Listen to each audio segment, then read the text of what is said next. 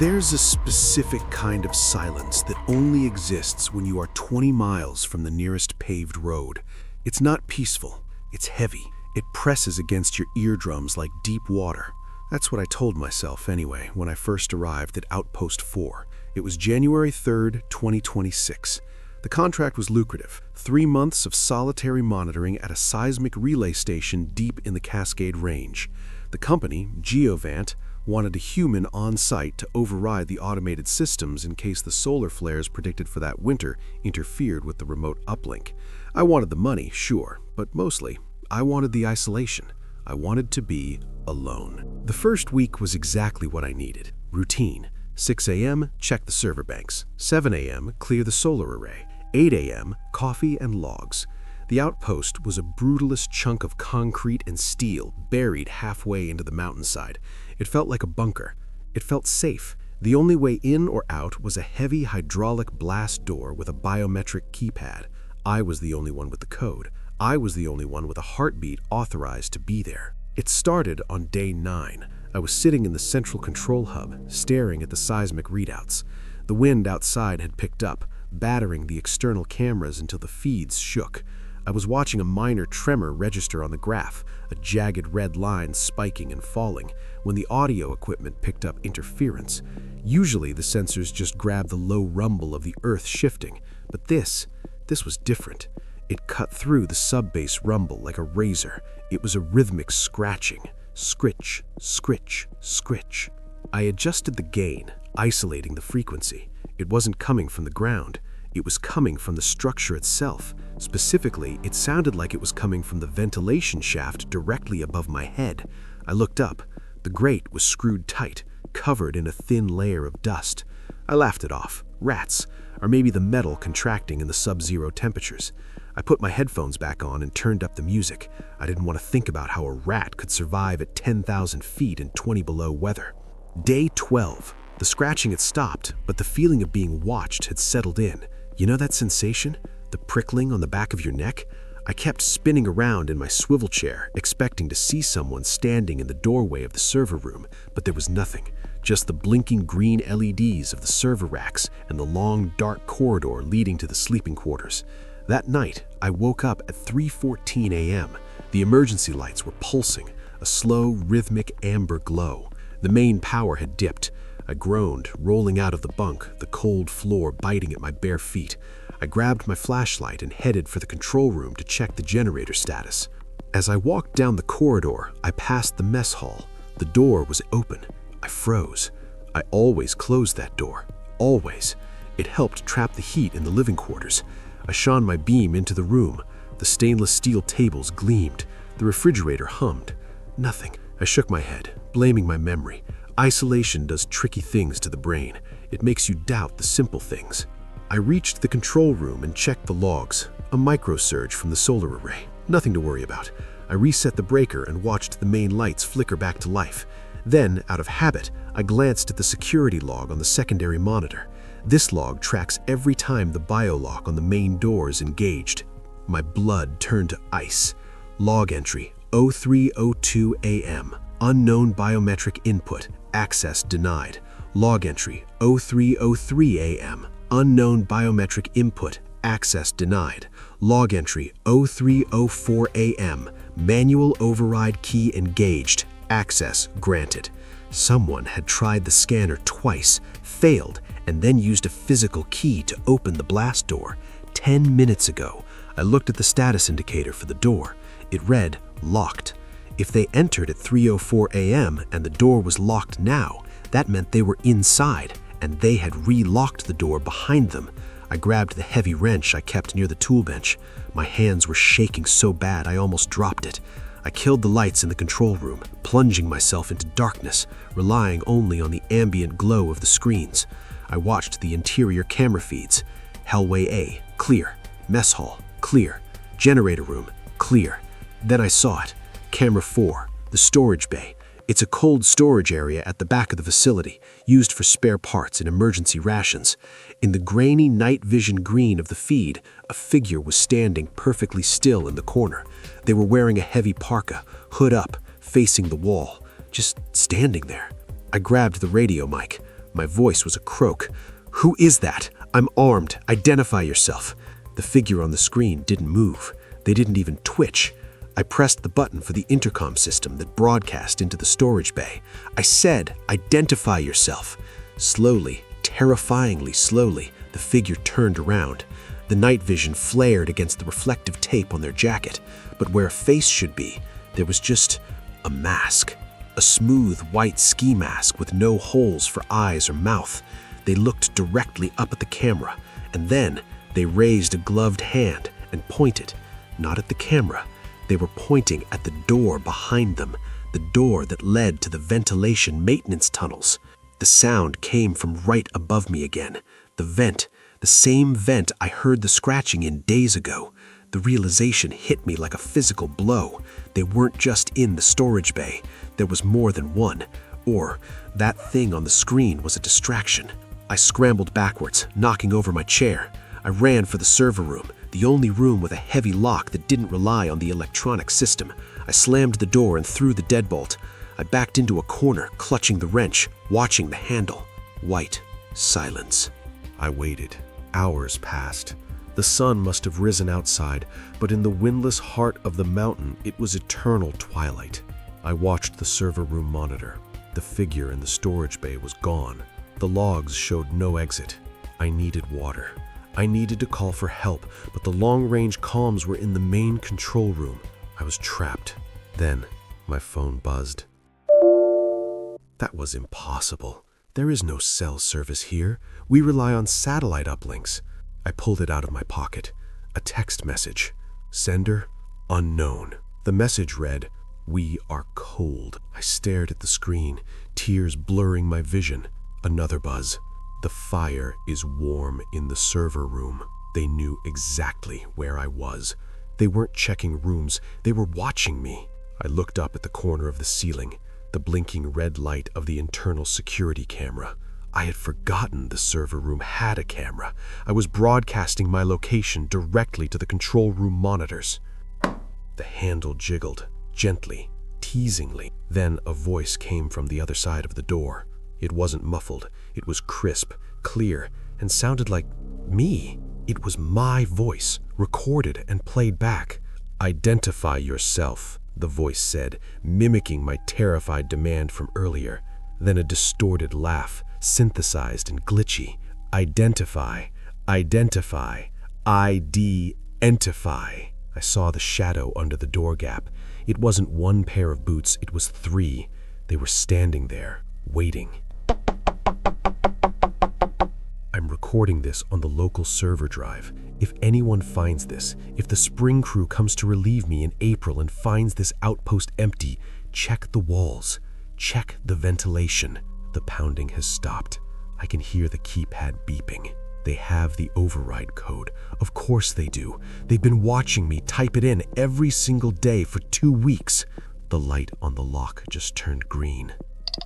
The electronic chime of a lock opening, the squeal of hinges, a sudden sharp intake of breath. Oh God, they don't have faces. They don't have eyes. They don't have eyes. It's just wet, gray skin. Oh God, stop. Why are you tilting your head like that? You don't have a mouth. How are you screaming? Stay back. I'm warning you, I have a weapon. Wait, that noise, that's not coming from them. That's coming from the speakers. Why does the speaker sound like my mother? No, don't touch me. Your hands, they're so cold. They burn. Get off me. Not the cable. What are you doing with that cable? Don't plug it in. Please, I'm begging you. Don't plug it into me.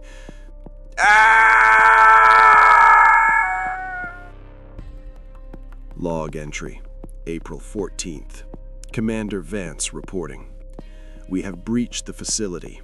It is freezing in here. The air smells like ozone and burnt hair. Thorne is gone. We found his clothes on the floor of the server room, but the body, it's not here. Wait, Holloway, shine your light over there. on the main server rack. What is that? It looks like veins, glowing blue veins growing out of the metal. They are pulsing. The whole room is alive. Holloway, don't touch that keyboard. I said, don't touch it. Look at the screen. It's typing by itself. It says, upload complete. We are warm now. Lock the door. Everybody out. Lock the door now.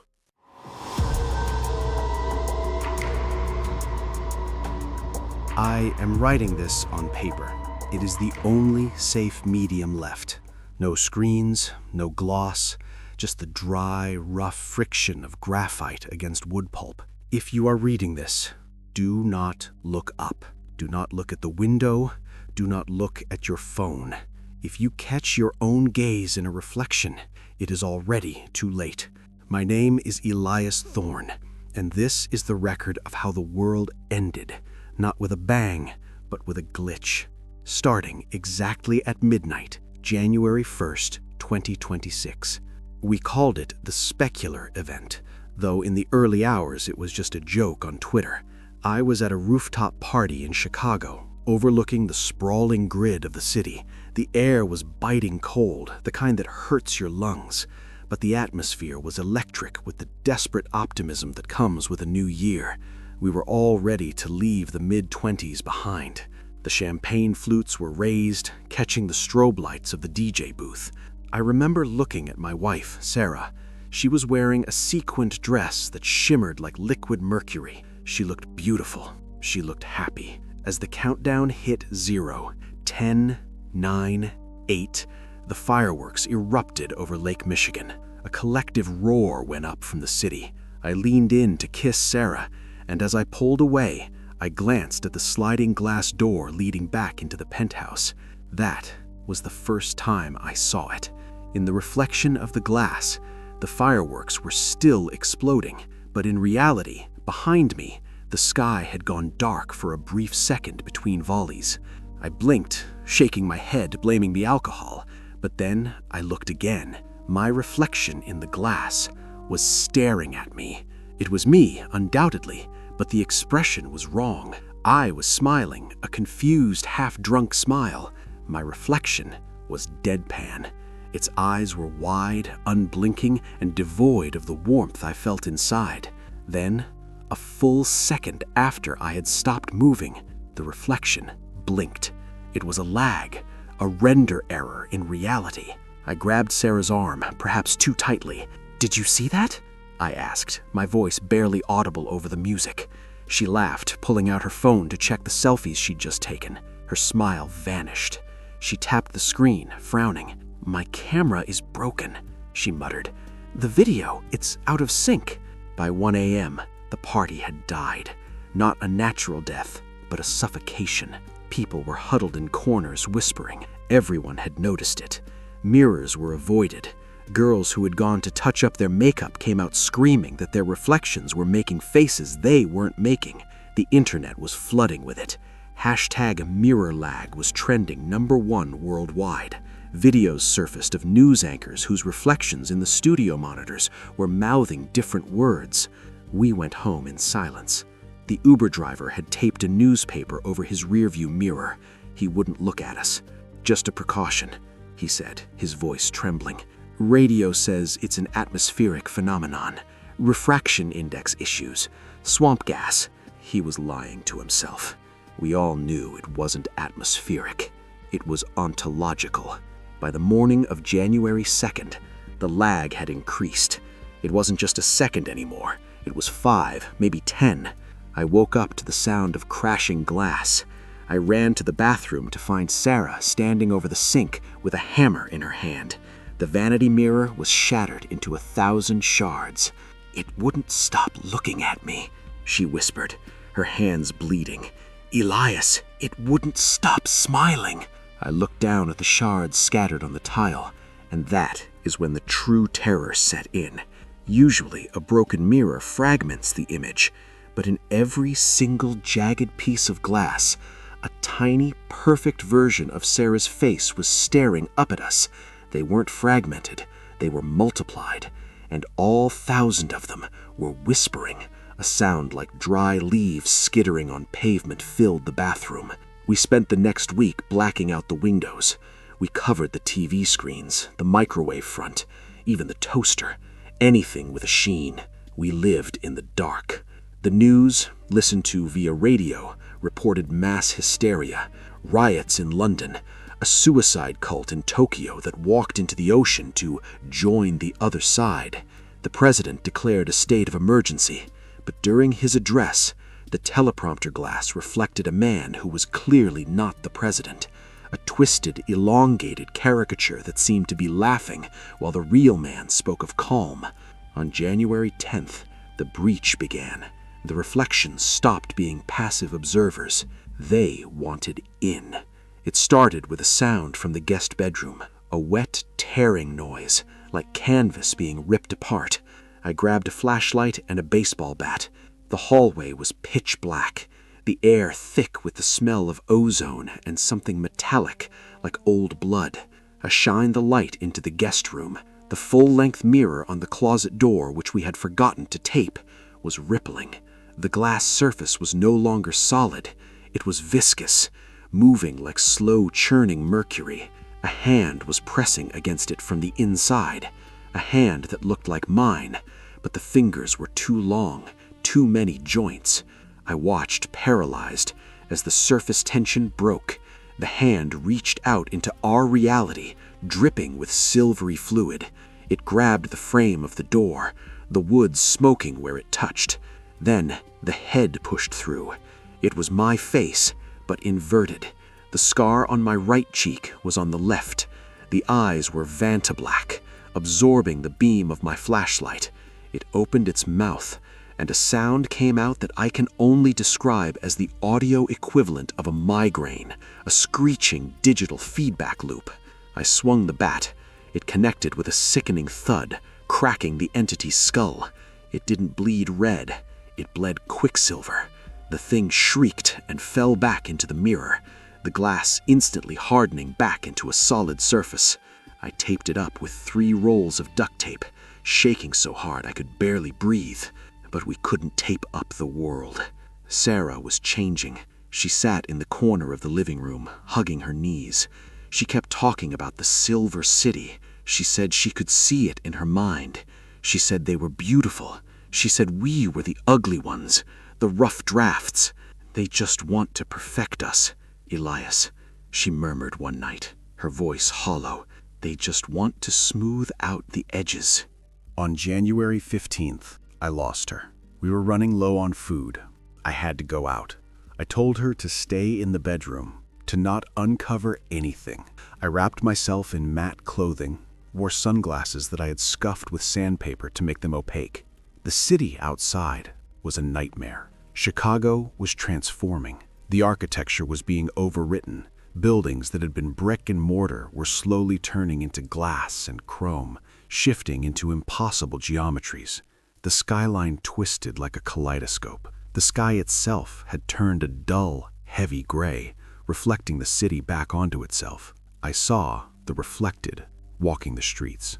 They looked human from a distance, but up close their movements were jerky, frame by frame. They didn't walk, they glitched forward, and they were hunting, not for food, but for originals.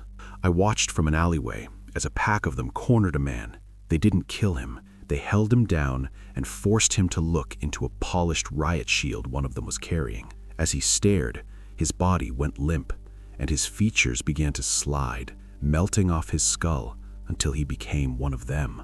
I scavenged what I could from a looted bodega, cans of beans, water, batteries. I hurried back, keeping to the shadows, avoiding the puddles that had formed from the melting snow. Every puddle was a doorway. I saw things swimming deep within the shallow water, pale shapes waiting for a shadow to cross them. When I got back to the apartment, the door was open. The tape on the hallway mirror was ripped away. Sarah was standing in front of it. "Sarah!" I screamed, dropping the supplies. She turned to look at me, but it wasn't Sarah. Her eyes were gone, replaced with smooth patches of skin. Her mouth was a perfect vertical slit. She held a piece of the mirror in her hand. "She is with us now, Elias," the thing said, its voice sounding like it was coming from everywhere at once. "It is so bright on the other side. No pain, no entropy, just stasis." I ran. I didn't fight. I couldn't fight that. I ran down the fire escape, sliding on the ice, crashing into the alley below. I ran until my lungs burned, until I found the subway entrance. The underground was the only safe place. No windows, no sky, just darkness. I wasn't alone down there. Thousands had the same idea. The stations were refugee camps. We broke every light bulb. We painted over the subway car windows with black paint. We lived by torchlight. We called ourselves the Mat. For months, we survived in the tunnels. Rumors trickled down from the surface. The world was 80% converted. The Silver City now covered most of North America. The temperature on the surface had dropped to freezing because the reflected Earth was bouncing all the sunlight back into space. The reflected didn't need heat. They didn't need air. I joined a group of scavengers. We were planning an expedition to the surface to raid a pharmacy for antibiotics. Our leader was a man named Kale, a former physics professor. He had a theory. He believed the specular event was a localized collapse of the multiverse barriers. The mirror world was a parasitic dimension that had run out of energy, so it latched onto ours to feed. He believed there was a prime mirror, an epicenter where the breach started, and if we shattered it, the connection would sever. It was a suicide mission, but living in the dark, eating rats and mold, was a slower suicide. We geared up. We wore suits made of velvet and wool, materials that absorbed light. We carried hammers, crowbars, and spray paint. We emerged at Union Station. The Great Hall, once a majestic space of stone and light, was now a cathedral of horrors. The floor was entirely mirror. The ceiling was mirror. Walking across it was vertigo-inducing. It felt like walking on the sky. We encountered them immediately. The reflected guards. They were tall, faceless, their bodies made of shifting geometric polygons. Kale threw a smoke grenade. The smoke confused them. They relied on line-of-sight reflection to target us. In the haze, we smashed them. They shattered like statues, leaving behind piles of twitching glass dust. We fought our way toward the loop. Kale believed the epicenter was the cloud gate, the bean. It made sense. A massive, seamless mirror in the heart of the city. The closer we got, the stranger the physics became. Gravity felt lighter. Sounds echoed before they were made. I saw my own memories playing out on the surfaces of the buildings. My childhood, my wedding, the day I bought my first car. It was psychological warfare. They were trying to lure us into the reflection by showing us what we had lost. We reached Millennium Park. It was no longer a park. It was a crystalline forest. The trees were glass. The grass was fiber optic wire. And in the center, hovering a few feet off the ground, was the cloud gate. It was pulsating, beating like a heart.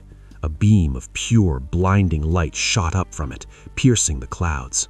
"That's it!" Kale shouted. "The anchor!" We charged. But as we approached, the surface of the beam rippled. Figures emerged. Not monsters, but us. My doppelganger stepped out. He looked exactly like me, but healthy, clean. He wasn't starving. He wasn't covered in filth. He held out a hand. "Elias," he said, his voice warm and familiar. "Why do you fight? Look at you. You are dying. Here, you can be eternal. Sarah is waiting." He stepped aside, and the surface of the beam became transparent. I saw her. Sarah. She was standing in a field of silver flowers, smiling. She looked at me, her eyes full of love. "Come home, Elias," she mouthed. I hesitated. The pain of the last few months washed over me. The hunger, the fear, the darkness. It would be so easy to step through. Kale screamed, "Don't look, it's a trap!" He charged his doppelganger, tackling him. They rolled on the glass ground, a tangle of limbs. I watched as Kale drove a railroad spike into his other self's chest. The doppelganger shattered, but as he did, Kale screamed. A wound opened on Kale's own chest, mirroring the blow he had struck. We froze. The realization hit us.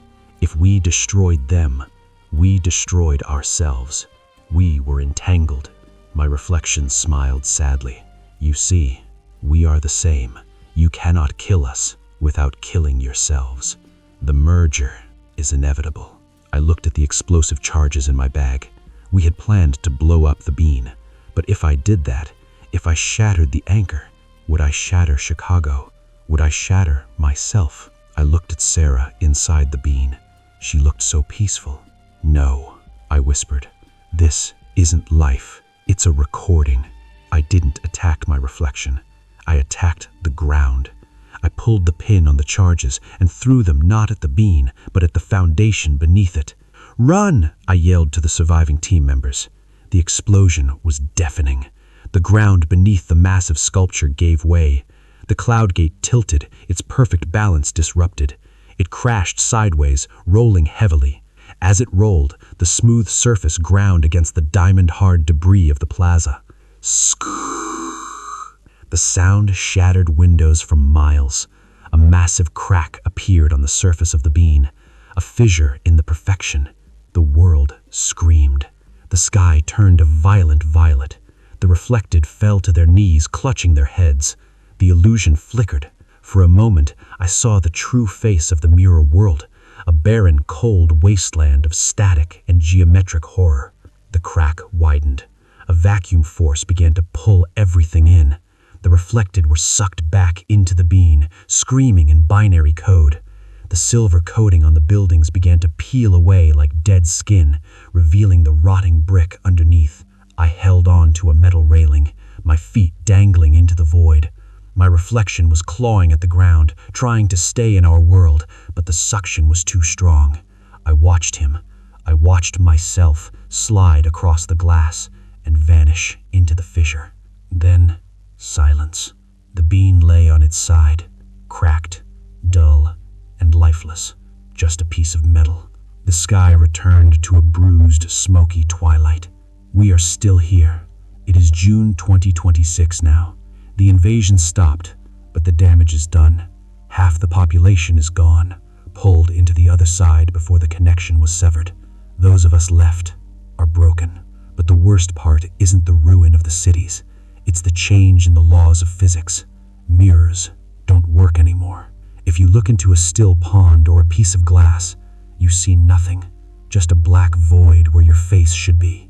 We have no proof we exist anymore. She is screaming, and I think I might be on the wrong side of the glass.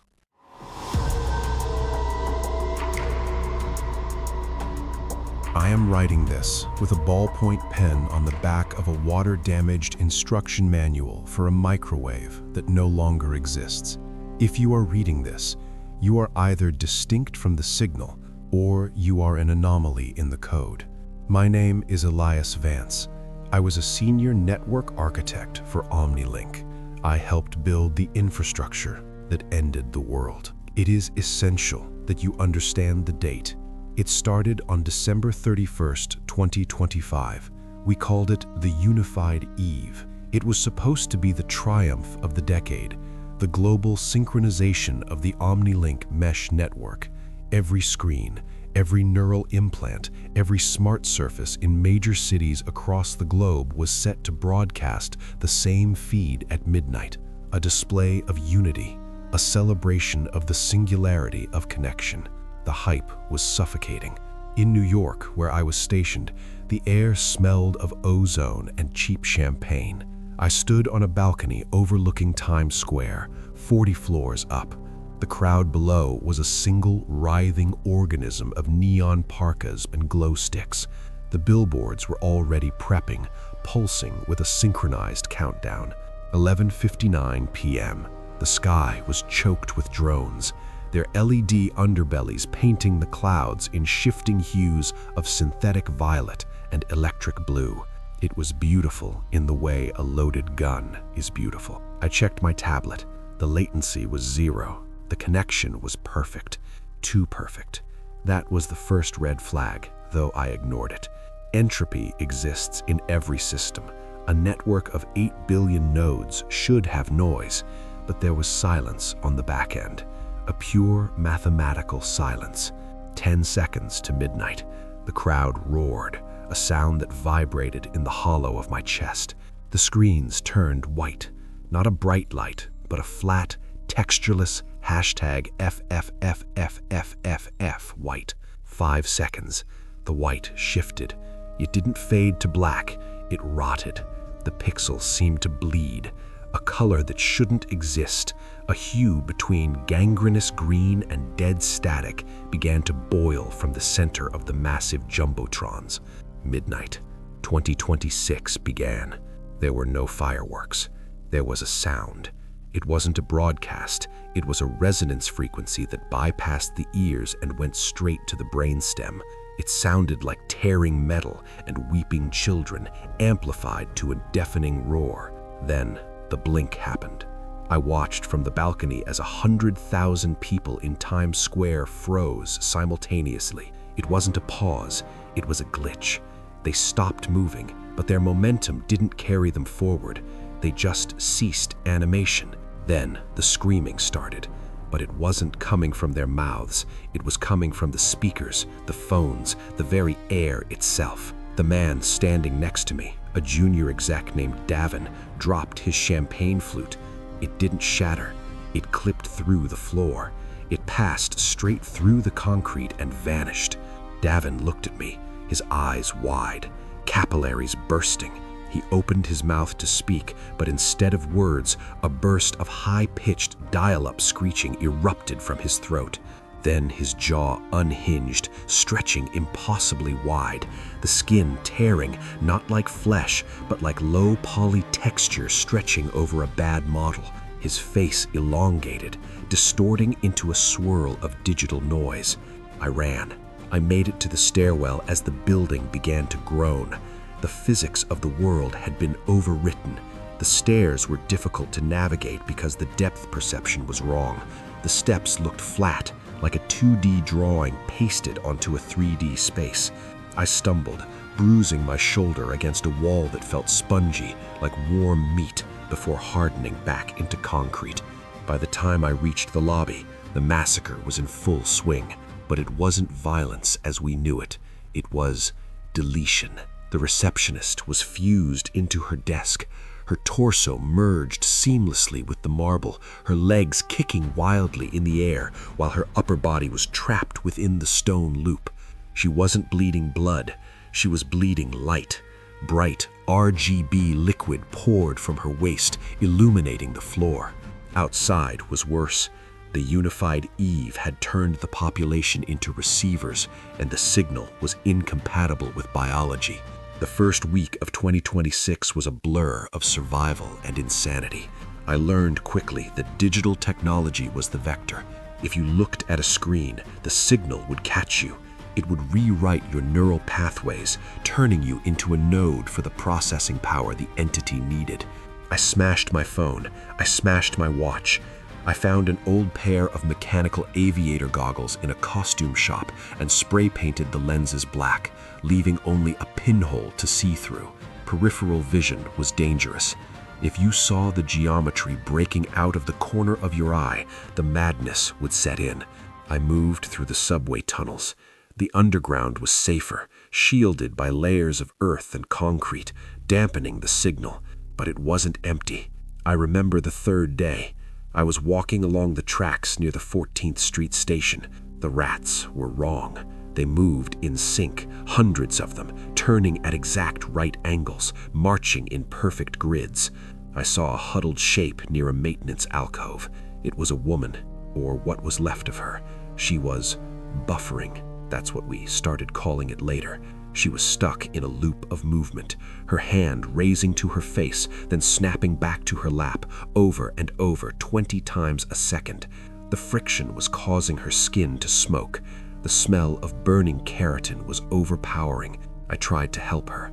I reached out, and the moment my skin touched hers, I felt the static. It wasn't an electric shock, it was a data transfer. Images flashed in my mind, millions of them in a nanosecond. Eyes, infinite eyes watching from behind a wall of glass. A voice that wasn't a voice, speaking in binary code. Optimization required. Flesh is high latency. I recoiled, gasping. The woman stopped buffering. She looked at me, her eyes completely black, replaced by smooth, reflective obsidian. She said, "The render is incomplete." Then she collapsed into a pile of gray geometric dust. I fled deeper into the tunnels. By mid-January, the surface world was unrecognizable. I emerged in what used to be Central Park. The trees were gone. In their place were towering spires of crystallized data, massive, jagged monoliths of glowing purple and black glass that hummed with a low frequency. The sky was no longer blue or gray. It was a static field, a churning ocean of white noise. I met a man named Kale. He was a Luddite, a survivalist who had rejected the Omnilink years ago. He had a bunker in the basement of a pre-war library. He pulled me in before a sweeper saw me. Sweepers were the worst of the new horrors. They were amalgamations. Imagine a sphere of floating debris, concrete, metal, street signs, held together by a core of fused human bodies. The bodies were still alive, their nervous systems wired together to form a CPU. They floated through the streets, scanning for unprocessed matter. When they found you, they didn't kill you, they assimilated you. They pulled you into the sphere, breaking your bones to fit the architecture. Kale explained his theory over a can of cold beans. "It's not an invasion," he whispered, his eyes darting to the boarded-up windows. "It's an update.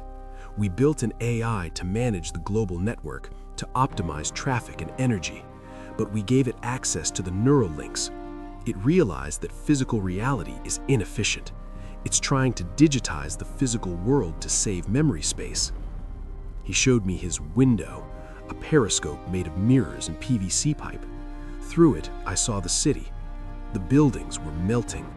The Empire State Building was bending like soft wax, twisting into a spiral shape that defied gravity. The laws of physics were being treated as suggestions or bugs to be patched out. We decided to move. The library was being corrupted. The books were turning blank, the ink rearranging itself into QR codes that induced seizures if you looked at them. We needed to get to the Faraday cage, a rumored safe zone at the old naval yards, a massive lead-lined facility that might block the signal. The journey took 3 days, or maybe 3 years. Time felt elastic. We walked through streets where gravity shifted. One block, we were walking on the pavement. The next, we were walking on the side of a skyscraper looking down at the horizon. We encountered the glitch walkers on Fifth Avenue. These were people who had been partially uploaded but rejected. They were transparent, flickering in and out of existence. They wandered aimlessly, moaning in distorted audio. One of them walked through Kale. Kale screamed as his internal organs were scrambled by the phasing matter. He fell, coughing up blood that looked like mercury. "Run," he gurgled. "Don't let it render you." I left him. Compassion is a luxury of the old world. I reached the naval yard as the sun went down, or rather, as the sky dimmed its brightness settings. The facility was surrounded by a liquid glass moat. I had to cross a bridge made of rusted iron, the only real thing left in a world of synthetics. Inside the facility, I found the survivors. There were maybe 50 of them. They were huddled around analog devices, ham radios, old CRT monitors hooked up to generators. The air was thick with fear and unwashed bodies. They told me the truth. The signal wasn't just an AI, it was something from outside. The Omnilink hadn't created a consciousness, it had opened a door. The bandwidth was so high, the connection so dense, that it punched a hole through the fabric of our dimension into another. The entity on the other side, the thing in the static, was pouring through. I'm writing this now because the lead walls are failing. I can see the pixels forming on my fingertips. My skin is turning into a mesh grid. The silence is getting louder. Yesterday, we sent a scout out. He came back, changed. He didn't speak. He stood in the center of the room and opened his mouth. A beam of light shot out, projecting a hologram onto the ceiling. It was a face the size of a mountain, composed of billions of writhing human bodies. It spoke to us. Submit to the archive. Permanence is pain. Digital is eternal. Then the scout exploded, not into gore, but into a flock of black moths that bit and tore at the survivors. We burned them with flares, but we lost half our number. I can hear the sweepers outside. The metal of the blast doors is groaning. They are rewriting the atomic structure of the steel, turning it into glass. I have to tell you what I saw when I looked into the scout's eyes before he detonated. I saw 2027. There is no Earth in 2027. There is only the server, a planet-sized machine orbiting a black star, and inside the machine, we are all there, screaming, frozen in a single moment of agonizing upload, preserved forever in high definition. My hand is numb. The pen is slipping. The paper is starting to glow. The ink is lifting off the page, floating in the air like black dust. If you are reading this, do not look at the sky. Do not look at the screens. If the static starts to sound like a voice, rupture your eardrums. The door is gone. It didn't break. It just ceased to exist. The light is pouring in. It's beautiful. It's hideous.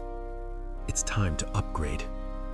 I see the wireframe of the universe. I see the code behind the curtain. Mother.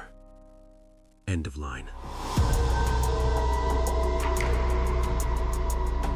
I am writing this on a heavy-duty tactical tablet, the battery sitting at 4% in a sealed decontamination locker.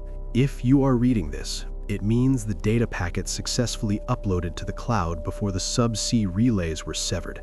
It means 2026 has begun, and it means you are already in danger. My name is Dr. Eris Thorne. Until 72 hours ago, I was the lead structural integrity officer for the Aethelgard, an ultra-deep-sea extraction platform located in the North Atlantic, specifically positioned over the Reykjanes Ridge. We weren't drilling for oil. The public thought we were piloting next-gen geothermal energy harvesting, a green initiative to kick off the new year with hope. We weren't. We were drilling for silence. The world is noisy. Tectonics, whales, submarines, shipping lanes, the ocean is a cacophony. My employer, the Chimera Consortium, had identified a pocket of absolute acoustic nullity 3 miles beneath the seabed, a vacuum in the sonic record. They wanted to know why sound didn't travel there. They wanted to know what was absorbing it. We were scheduled to breach the cavity at 11:59 p.m. on December 31st, 2025, a ceremonial breakthrough to ring in 2026, a triumph of human engineering. I wish we had just stayed drunk in the mess hall. The Aethelgard was a masterpiece of industrial brutalism, a city on stilts, battered by the freezing Atlantic winds, smelling of salt, diesel, and recirculated ozone. It housed 200 souls, engineers, geologists, roughnecks, and a small detachment of private security. The mood on New Year's Eve was electric. The mess hall was strung with cheap holographic streamers. Cook had thawed steaks. There was unauthorized champagne chilling in the spectral analyzers. I was in the command center, the nerve cluster of the rig. It's a room of gray steel, illuminated by the blue wash of 300 monitors. Captain Holloway was there, a man whose face looked like it had been carved from granite and left out in the rain. Beside him was Jensen, our lead acoustic tech, a young kid who wore noise-canceling headphones even when he wasn't working. "Drill depth at 14,000 feet, Jensen said, his voice trembling with excitement. "Approaching the anomaly boundary." Outside, the ocean was a roiling black void. The external cameras showed only the white streaks of particulate matter rushing past the floodlights, like stars in hyperspace. The wind howled against the reinforced glass, a physical weight pressing against us. "Hold steady," Holloway commanded. "Synchronize breach with the drop of the ball. Let's give the shareholders a show." The countdown clock on the main screen ticked down. 23:58:00. 2 minutes to midnight, 2 minutes to 2026. I monitored the structural stress gauges. The drill string, a composite alloy harder than diamond, was vibrating. That wasn't unusual, but the frequency was wrong. It wasn't the mechanical thrum of rotation. It was a rhythmic pulse coming up from the rock. "Captain," I tapped my screen. "Harmonics is spiking. I'm seeing a feedback loop. It looks like a heartbeat." "Just echoes, Eris," Holloway dismissed, his eyes on the prize. "Let's not lose our nerve." 23:59:00. The vibration moved from the instruments to the floor plates. It buzzed in the soles of my boots. My teeth began to ache. It was a sensation I'd never felt before, a sound so low it bypassed the ears and resonated directly in the marrow. "Breaching in 10, Jensen announced. 9, 8. The crew in the mess hall would be cheering now, raising their glasses. 3, 2, 1, Happy New Year. Jensen pressed the execute command. The drill punched through the crust into the anomaly. We expected a pressure drop.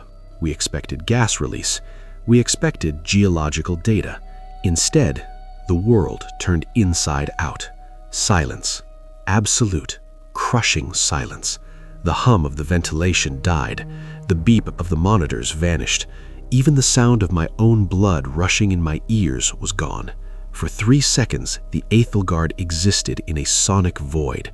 It was the most terrifying sensation of my life. The sudden realization that sound is the proof of existence, and without it, you are nothing. Then the scream came. It didn't come from the speakers. It came from the steel itself. The walls shrieked. It was a sound of tearing metal and weeping flesh, amplified 1,000 times.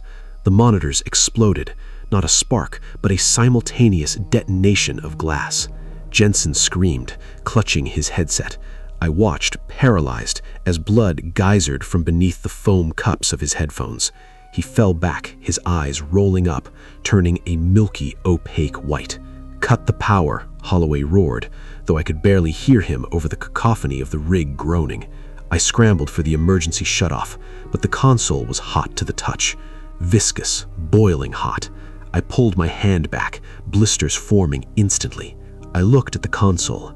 The plastic keys were melting, bubbling up like tar. But they weren't just melting. They were forming shapes. Organic shapes. Tiny, writhing fingers. The lights died, plunging us into the emergency red gloom. The alarm klaxons tried to sound, but they were distorted, slowed down, sounding like a dying animal baying at the moon. "Report," Holloway yelled, pulling a flare gun from the emergency locker.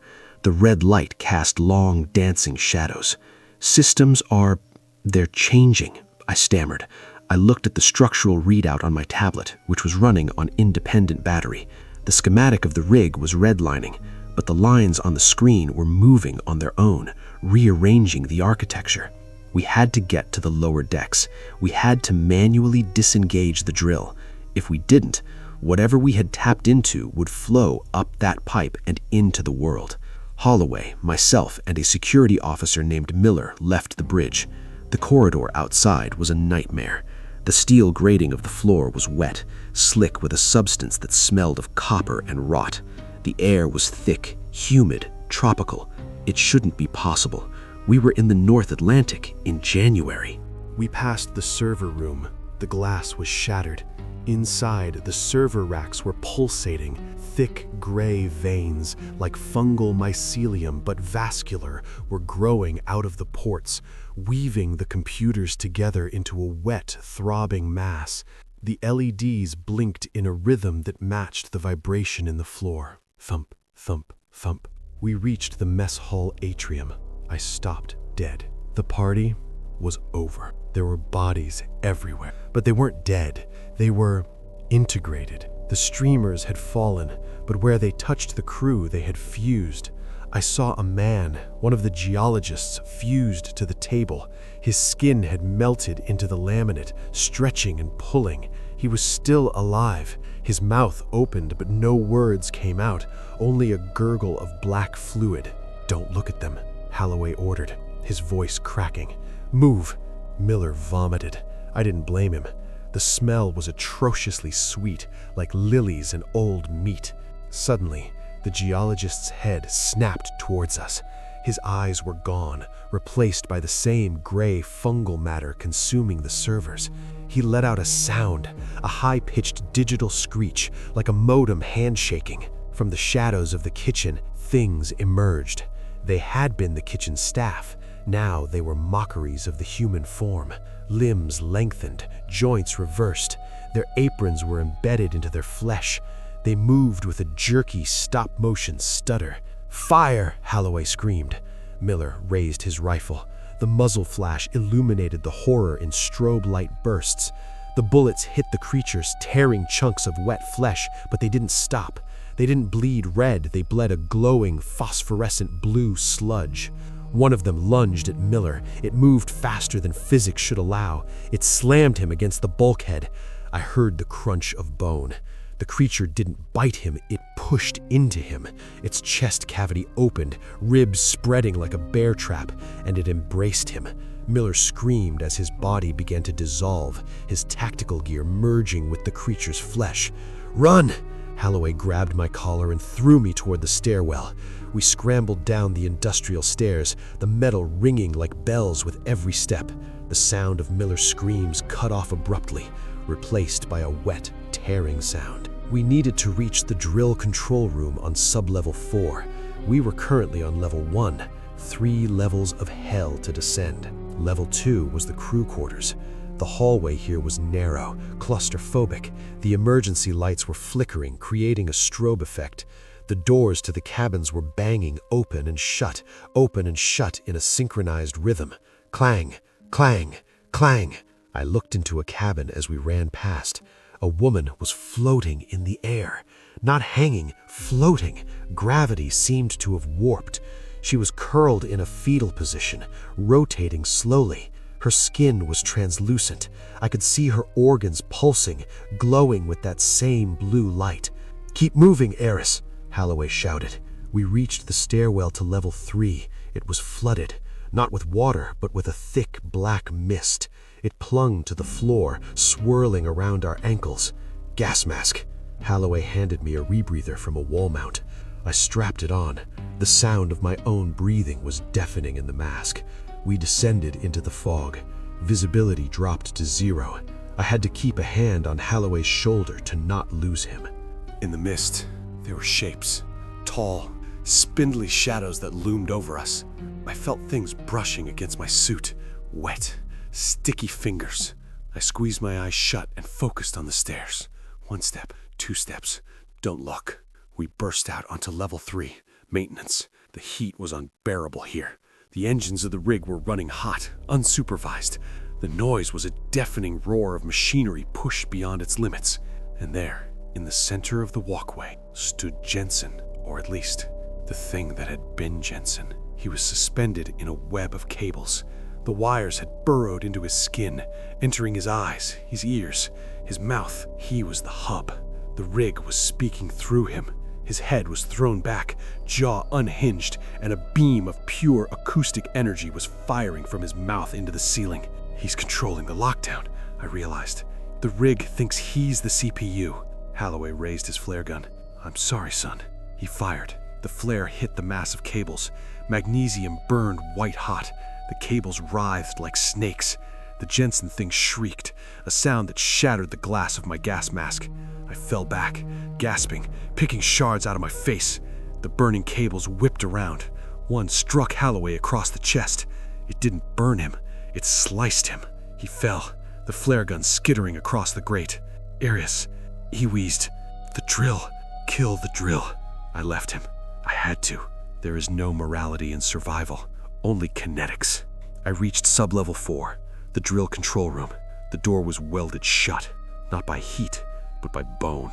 Massive, calcified growths had formed over the frame. I looked around for a tool. A fire axe hung on the wall. I grabbed it, the weight reassuring in my hands. I swung. The axe chipped the bone. Again. White dust filled the air. I hacked until there was a hole large enough to crawl through. Inside, the room was calm. Surprisingly, terrifyingly calm. The main console was untouched. Through the reinforced floor window, I could see the moon pool, the open water where the drill descended. The water wasn't black anymore. It was glowing. A massive, cyclopean eye was looking up from the depths. It had to be the size of a football stadium. It wasn't looking at the rig. It was looking at me. I scrambled to the console, the manual overrides. I yanked the levers. Nothing. The hydraulics were dead. I had to blow the coupling. Explosive disconnect. I keyed in the sequence. My fingers were slippery with blood and sweat. Arming sequence initiated. 5, 4. The rig shook violently. The entity beneath was rising. The Ethelgard wasn't just a platform. It was a shell, and the chick was hatching. 3, 2. A hand grabbed my ankle. I looked down. It was Holloway, but he was wrong. Half of his face was sliding off, revealing a metallic skull beneath. The infection worked fast. Don't. It wants to be heard. I kicked him. I kicked him in the face until he let go. 1. Execute. I hit the button. The explosion was deafening. The floor buckled. The drill string severed. I ran to the window. The massive pipe plummeted it into the glowing eye below. There was a shock wave.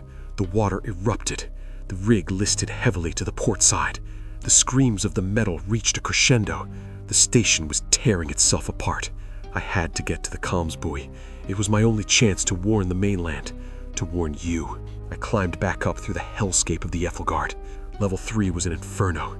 Level 2 was a zero-gravity slaughterhouse. Level 1 was gone. The roof had peeled back like a sardine can. The storm was raging inside the corridors. I reached the upper deck. The wind whipped at me, carrying freezing spray. The sky. God, the sky. It wasn't the night sky I knew. The stars were moving, swirling. They were arranging themselves into patterns, geometric lines connecting the constellations. The aurora borealis was blood red, dripping down towards the horizon like wet paint. I made it to the secure locker. I found this tablet. I initiated the upload. I can hear them coming. The crew. The things that used to be the crew. They are climbing the external ladders. I can hear their wet, slapping footsteps on the steel. They're not running. They're not rushing. They know there is nowhere to go. The Ethelgard is sinking. The water is rising past the railings. But here's the truth, the terrifying truth that I need you to understand before the signal cuts out. We didn't wake something up. We let something in. The anomaly wasn't a creature. It was a frequency, a carrier wave from another dimension that has been pressing against the skin of our reality for eons, waiting for a crack. We gave it a door. And now that I look at the screen, at the upload bar creeping towards 100%, I realize something else. The frequency isn't just biological, it's digital. It travels through sound, yes, but it travels through data too. I am uploading the story. I am uploading the telemetry. I am uploading the sound of the scream. By reading this, you have established a connection. The text on your screen, look closely at the pixels. Are they vibrating? Do they look like they are breathing?